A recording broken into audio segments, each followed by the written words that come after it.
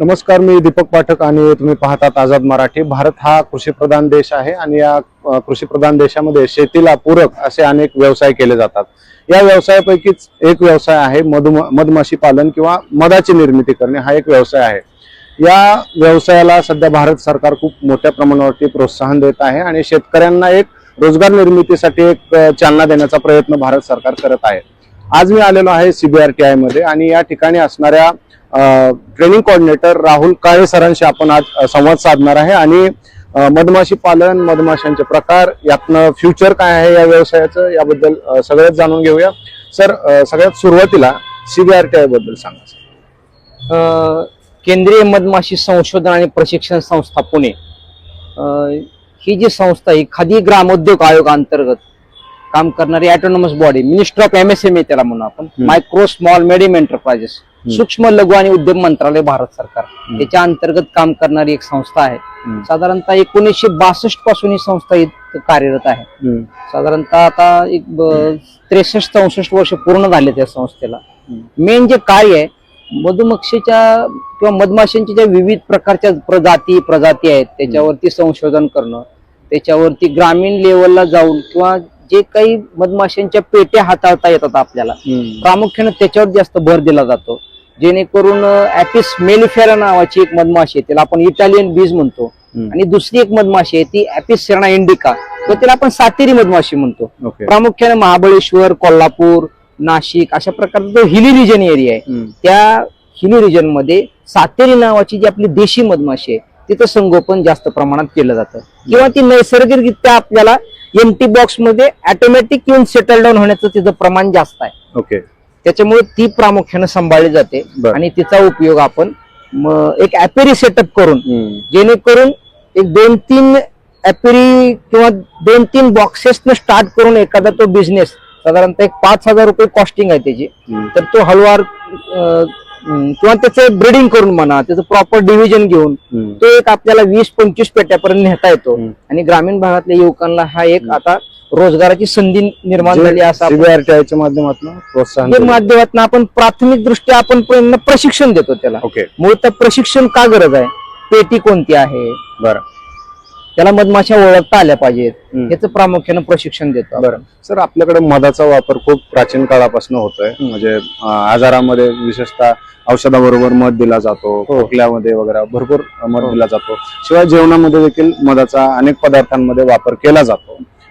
कधीपासून आपल्याकडे मधाचा वापर केला जातो आणि प्राचीन काळापासून कशा पद्धतीने मध वापरला जातो? ऍक्च्युली मध ही संकल्पना जी आहे, मधमाशीनं नेक्ट्रीज म्हणजे फुलामधून कलेक्शन केलेला हा एक स्वीटी सबस्टन्स आहे पडतात आपण असं म्हणू. बरोबर. आणि ती फुलावरून गेल्यापासून तिच्या घरट्यात येईपर्यंत जे तिचा प्रवास आहे त्याच्यात तिच्या बॉडीतले काही एन्झायमॅटिक सबस्टन्स ती ऍड करते, आणि एक त्या नेक्ट्रीज मध्ये किंवा आपण त्याला म्हणू की ते जे मकरंद आहे त्या मकरंदामध्ये असणारं पाण्याचं प्रमाण ती मधमाशी हळूहळू कमी करत जाते, आणि एका ठराविक विशिष्ट वेळेनंतर तो जो हेक्सागोनल शेप तिथं जी पोळा आहे त्या पोळ्याला परत ते वॅक्सनं किंवा त्या मेणाने ते सील करते, आणि त्या तिच्या साठवण केलेल्या मधाचा उपयोग ती तिच्या बर्थ पिरियड मध्ये म्हणू आपण त्याला, किंवा तिला न मिळणारा जो कालावधी आहे त्याच्यामध्ये त्याचा ती कंझम्पशन साठी वापर करत असते. बरं.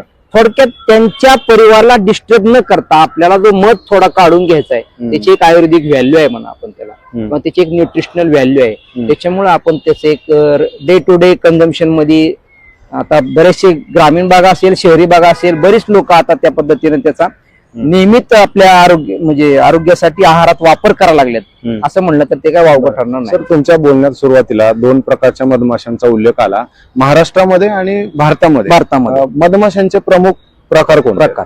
त्याच्यामध्ये पाहिलं जर तुम्ही पाहिलं तर आग्या माशा आपण त्याला म्हणतो, डॉर्सेटा, जेणेकरून ते उंचावरती हाईटली प्रेफर करतात. अशा प्रकारच्या आपण त्याला उंच किंवा हाईट प्रेफर करतात. ते जास्त तापट स्वभावाच्या, तीव्र स्वभावाच्या त्या असतात. बरं. पण त्यातूनही आपण मध कलेक्शन करतो. हा म्हणजे त्यांना फक्त हनीचा जो चेंबर आहे वरचा फक्त, किंवा अप्पर पोर्शन मधूनच आपण तो हनी काढू शकतो आपण त्याला, किंवा वरच्या भागातून मध काढायचं, आणि खालचा जो तिचा पिल्लावाळाचा कोटी आहे तिची ती ऍज इट इज ठेवली जाते, आपण त्याला डिस्टर्ब करत नाही, जेणेकरून 30-35 दिवसानंतर परत तो ऑटोमॅटिक गॅप फिल करतात आणि तिथून आपल्याला ते मध काढता येतो. ही आग्या माशा. 2 नंबरचा आहे की सातेरी मधमाशी आपण म्हणतो तिला, किंवा हिला इंडिजिनस बी म्हणतो आपण, डोंगराळ भागामध्ये जास्त वापरली जाते. तिसरी आहे ती मेलिफेरा, तिला इटालियन बीज म्हणतो आपण. प्रामुख्याने ती कमर्शियल लेवलला वापरली जाते, प्रोडक्शन जास्त आहे, 20 ते 25 किलो हनी त्यातनं काढू शकतो आपण साधारणतः. ती मेलिफेरा साधारणतः प्रामुख्याने डाळिंबाचे शेतकरी किंवा आता जे आपण खरबूज असेल, कलिंगड असेल, जे क्रॉस पॉलिनेटेड क्रॉप्स आहेत, अशा प्रकारच्या क्रॉपिंग पॅटर्न मध्ये मेलिफेरा नावाच्या मधमाशा इझी अवेलेबल होतात. त्याचे नियर बाय बी कीपर आहेत, मतफळ आहेत, त्यांच्याकडे ती उपलब्धता आहे. त्याच्यामुळे अशा प्रकारच्या पेट्यांना प्रामुख्याने ते मागणी करतात. आणि एक दुसरा एक प्रकार असतो तो फ्लोरिया, आपण आताच पाहिले. पाहूयात त्याच्याकडे जाऊया. बरोबर, ठीक आहे. त्याच्याबद्दलची माहिती ती ऍपिस फ्लोरिया, त्याला आपण रिलोकेट करू शकतो. ओके, बरं. लक्षात घ्या, पेटीत राहणाऱ्या मधमाशा ह्या अंधारात राहणाऱ्या मधमाशा आहेत, ह्या उजेडात राहणाऱ्या मधमाशा. आग्या माशा आणि फुलोरी मधमाशी हे उजेडात राहणाऱ्या मधमाशा. पाचवा एक प्रकार आहे तो ट्रायगोना, त्याला स्टिंगलेस बी म्हणतो आपण. ओके. ती कोकणामध्ये किंवा आंब्याच्या मोहरला वगैरे आपण त्या ठिकाणी वापरताना बरेच शेतकरी दिसतात. तर हे प्रमुख 5-6 प्रकार आहेत, त्यातले प्रामुख्याने ह्या मधमाशा पाळल्या जातात. आता एखाद्याला जर मधमाशी पालनाला सुरुवात करायची असेल तर त्याची सुरुवात कशी केली पाहिजे, काय करायला पाहिजे? सुरुवातीला प्रामुख्यानं तो जो ट्रेनी आहे किंवा तो जो हे आहे त्यानं साधारणतः एक 5 ते 10 दिवसाचं एक प्राथमिक ट्रेनिंग आहे त्याला, प्राथमिक दर्जाचं. ते प्रशिक्षण घेणं फार गरजेचं आहे, जेणेकरून मेन पत्रा कसा लावायचा, प्रॉपर एका पेटीच्या 2 पेट्या कशा करायच्या, त्याचं प्रॉपर डिव्हिजन कसं करायचं, याच्याकरता किंवा मध म्हणजे काय, नेक्ट्रीज म्हणजे काय, मधमाशांची काळजी कशी घ्यायची, त्यांना प्रॉपर स्टँड कसे वापरायचे, प्रॉपर त्याला व्यवस्थित अशा प्रकारचं जर आपण त्याला एक प्राथमिक दर्जाचं ट्रेनिंग त्यानं घेतलं तर त्याला त्याच्या शेतावरती 5 ते 6 पेट्या सांभाळताना काही अडचण निर्माण होत नाही. सर, या बॉक्सची रचना कशी असते ते साधारणतः हा एक बॉटम बोर्ड आहे, आपण त्याला तळपाट म्हणतो. ओके. हा ब्रूड चेंबर, त्याला आपण म्हणतो की मधमाशांची पिल्लावाळाची कोटी.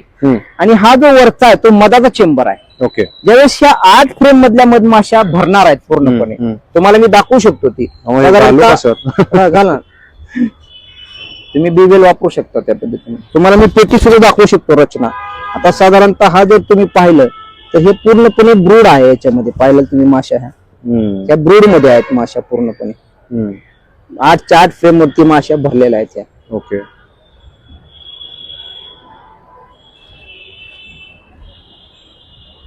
ओके. तुम्ही जर वरून जरी असं घेतलं तर तुम्हाला इथून सुद्धा ह्या मधमाशा दिसतील आपल्या सर्व. हे पहा, सध्या सुपर चेंबर वरती कॉलनी आहे तुमची पूर्णपणे.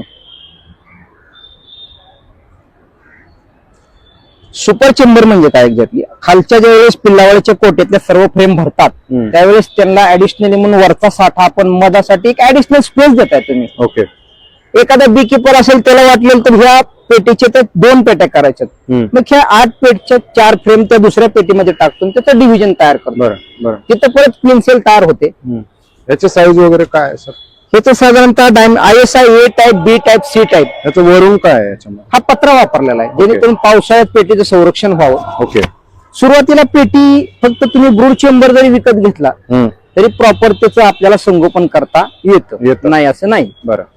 ओके. पण ते आपण आता ते ह्या पेटीमध्ये समजा तुम्ही आता पंढरपूर, सातारा, सांगली, कोल्हापूर आपल्याला त्या भागात पेटी न्यायची, तर आज रात्री तुम्ही 7 वाजता ती पूर्ण पॅक करून ही पेटी आपण घेऊन जातो. संध्याकाळी सर्व माशा आत येतात. आता हे इथं तुम्ही पाहताय बऱ्याच मधमाशांचा हा फ्लाइंग किंवा फॉरेंजिंग बीज म्हणून त्या बाहेर पडतात. हे त्यांचं क्वीन गेट आहे, हे तुम्ही पाहिलं असेल, हे क्वीन गेट आहे. माशी बाहेरून इथून येतात. आहेत. ओके. ओके. तर याच्यासाठी काय लाकूड वगैरे कुठलं वापरलं जातंय काय? जंगली वूड वापरतात आपल्या महाराष्ट्रातले शेतकरी. अर्जुनचा असेल, सागा, त्यातल्या सागवानाचं लाकूड जास्त वापरतात बरेच लोक. टिकाऊ असतं जेणेकरून. आणि एक जरी पेटी तुमच्याकडे असेल तर गावातला एखादा सुतार, कारपेंटर तुम्हाला ते चांगल्या पद्धतीने बनवून आपण गावात पण बनवू शकतो. ह्याला प्रॉपर एकदा तुम्हाला पेटीचं मोजमाप आले ना त्या पद्धतीने तुम्ही ती पेटी बनवू शकता. बरं. पण सर, आजूबाजूचं वातावरण पण त्यांना मध गोळा करण्यासाठी पाहिजे ना, तसं महत्वाचं तेच आहे. तुमच्या परिसरात काय फुलोरा आहे, कोणत्या पद्धतीची पीक पिकावळ पद्धत आहे, त्याच्यावरती ह्या कॉलनीची स्ट्रेंथ पूर्णपणे अवलंबून आहे. आपल्याकडे फुलं किती आहेत, त्याच्या थोडासा एक अंदाज घेऊन तुम्ही आपल्या भागामध्ये पेट्या ठेवू शकता. हम्म. फक्त लोकांची धारणा काय झालेली आहे, इन्सेक्टिसाइड स्प्रेइंगचं प्रमाण जास्त वाढल्यामुळे मधमाशांची संख्या कमी होते. हम्म. असं काही नाहीये, परंतु त्या स्प्रेइंगच्या वेळेस एक 2-3 तास हे गेट बंद करणं आवश्यक आहे, जेणेकरून तुमच्या ज्या दिवशी तुम्ही फवारणी केलेली आहे हम्म. ते 2-3 तास त्यांचं संरक्षण केलं तुम्ही, एकदा त्याचा परिणाम कमी झाला की त्याच्यावरती मग नंतर ते फुलांवरती व्हिजिट करू शकतात. नाही बरं. असं नाहीये. सर मधमाशाच्या पोळ्याची रचना कशी असते ते जर आम्हाला समजावून सांगा. आणि राणी माशी किंवा त्याच्या सोबतच्या माशा कशा पद्धतीनं काम करतात ते सांगा. साधारणतः एका पेटीमध्ये एकच राणी माशी आहे. साधारणतः एक 20,000च्या आसपास मधमाशांची संख्या असते. हम्म. काही कामकरी माशा असतात. आता जर तुम्ही पाहिलं, हम्म. ही जर तुम्ही माशा पाहिल्या, ह्या फ्लोरी मधमाशा आहेत. हम्म. त्याला आपण ऍपिस फ्लोरी असं म्हणतो. हम्म. साधारणतः तुम्ही पाहिलं असेल तर खालच्या बाजूला तुम्हाला नवीन क्वीन सेल तयार झालेले दिसतात. हम्म. तुम्ही जर पाहिलं असेल तर क्वीन सेल खूप छान पद्धतीने ओढलंय त्या मधमाशांनी. जवळ जाऊ नका बिवळे. हम्म. अशा पद्धतीनं कधी कधी डंक करण्याचे हे असतात, Chances. चान्सेस असतात हा. आपल्याला. आलं लक्षात? बरं, पण त्याची पोळ्याची रचना कशी आहे? पोळ्याची रचना अशी आहे. सर्व कामकरी मासे आहेत त्याच्यामध्ये. हम्म. काही प्रमाणात ड्रोन असतात. हम्म. राणी माशी आहे त्याच्यामध्ये. राणी माशीचं काम हे अंडी घालण्याचं काम आहे. हम्म. वर्कर बीजचं जे काम आहे ते पूर्णपणे पोलन आणि नेक्टर कलेक्शन करणे, हम्म. सिक्युरिटी गार्डचं बीजचं काम करणे, हम्म. नर्स बीजचं काम करणे, अशा प्रकारे साधारणतः त्यांचे कामकाज दिवसभरात चालू असतं. राणी माशीचं अंडी देण्याचं प्रमाण जे आहे पूर्णपणे हम्म. त्या परिसरामध्ये त्या बाकीच्या कामकरी माशांना किती प्रमाणात पोलन आणि नेक्टर भेटतोय, ओके. किती प्रमाणात पराग आणि मकरंद भेटतोय, हम्म. त्याच्यावरती ते रॉयल जेली सिक्रेशन व्हायचं प्रमाण अवलंबून आहे. हम्म. जेवढ्या प्रमाणात त्यांना फूड मिळते तेवढ्या प्रमाणात रॉयल जेली सिक्रेट होणार आहे, हम्म. तेवढ्या प्रमाणात क्वीनला अन्न भेटणार आहे, आणि तेवढ्याच प्रमाणात क्वीन तिथं अंडी टाकणार आहेत, आणि ओके. तेवढीच पिल्लावळ त्यांची तयार होणार आहे. म्हणजे आपण थोड्याशा पोळ्यासाठी बरेच जण काय करतात, त्याला पूर्ण जाळून काढतात. तर त्या हम्म. जाळण्यामुळे काय होतं, त्यांची पिल्लावळ नष्ट होते. हा. तुम्हाला मधच काढायचा ना, फक्त वरच्या पोर्शनचा जो हनीचा मध असतो, साठा असतो, तेवढा तुम्ही काढून घ्या. पण सर ते कसं काढता येणार? साधारणतः बीवेल तुम्ही जर घातला असं पूर्णपणे, तर आपल्याला हँड ग्लोव्ह वगैरे घातलं तर हे पूर्ण प्रोटेक्टिव्ह ह्याच्यामध्ये मी आलो आता. ओके. त्याच्यामुळं एक धूर जर दिला 5 मिनिटं, ओके. तर सर्व मधमाशे 5 मिनिटं पोळं सोडतात. हम्म. पोळं सोडलं की तुम्ही तो मधला जो पोर्शन आहे तो हम्म. कट करून घेऊ शकता. ओके. म्हणजे जेणेकरून मधाचा जो गॅप आहे तो ऑटोमॅटिक परत ते 30-35 दिवसांनी गॅप फिल करतात. ओके. म्हणजे तुम्हाला सेम ट्रीवर पुन्हा तेवढाच मध मिळणार आहे. हम्म. बरोबर, एकंदरीत बरोबर. त्याच्यापेक्षा जास्त मिळू शकतो. आलं लक्षात?